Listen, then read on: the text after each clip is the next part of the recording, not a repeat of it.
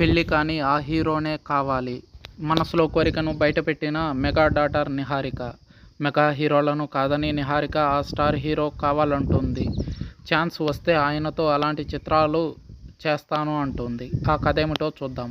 Niharika mega ఫ్యామిలీలో rebel daughter అని చెప్పుకోవాలి.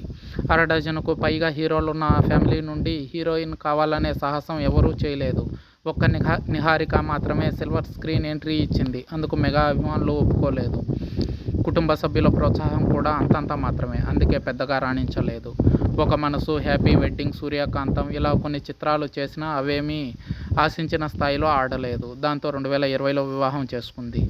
వెంకట చైతన్య జొన్నలగడ్డతో ఆమెకు అరేంజ్డ్ మ్యారేజ్ అయింది. ఉదయ్పూర్ ప్యాలెస్లో ఘనంగా 5 రోజుల పాటు ఈ వివాహ వేడుకలు నిర్వహించారు. మెగా హీరోలందరూ పాల్గొన్న ఈ వివాహం టాక్ ఆఫ్ ది ఇండస్ట్రీ అయింది. కాగా వెంకట చైతన్య, నిహారిక మధ్య మనస్పర్ధలు తలెత్తిన నేపథ్యంలో విడాకులు తీసుకున్నారు.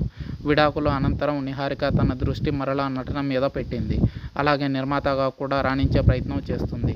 కమిటీ కుర్రాళ్ళు టైటిల్తో ఓ విలేజ్ డ్రామాను నిహారిక నిర్మించారు. ఈ చిత్రం ఆగస్టు 9న విడుదల కానుంది.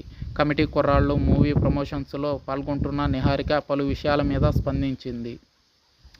ఓ ఇంటర్వ్యూలో నిహారికను మీకు ఇష్టమైన హీరో ఎవరని యాంకర్ అడిగారు. ఈ ప్రశ్న అడిగిన ఆ యాంకర్ నిహారిక కొనిదలకు 3 ఆప్షన్స్ ఇచ్చారు. 1 ప్రభాస్, 2 మహేష్ బాబు, 3 ఎన్టీఆర్లలో ఎవరితో నటించాలని అనుకుంటున్నారని యాంకర్ అడిగారు. ఈ ప్రశ్నకు నిహారిక ఆసక్తికర సమాధానం చెప్పారు.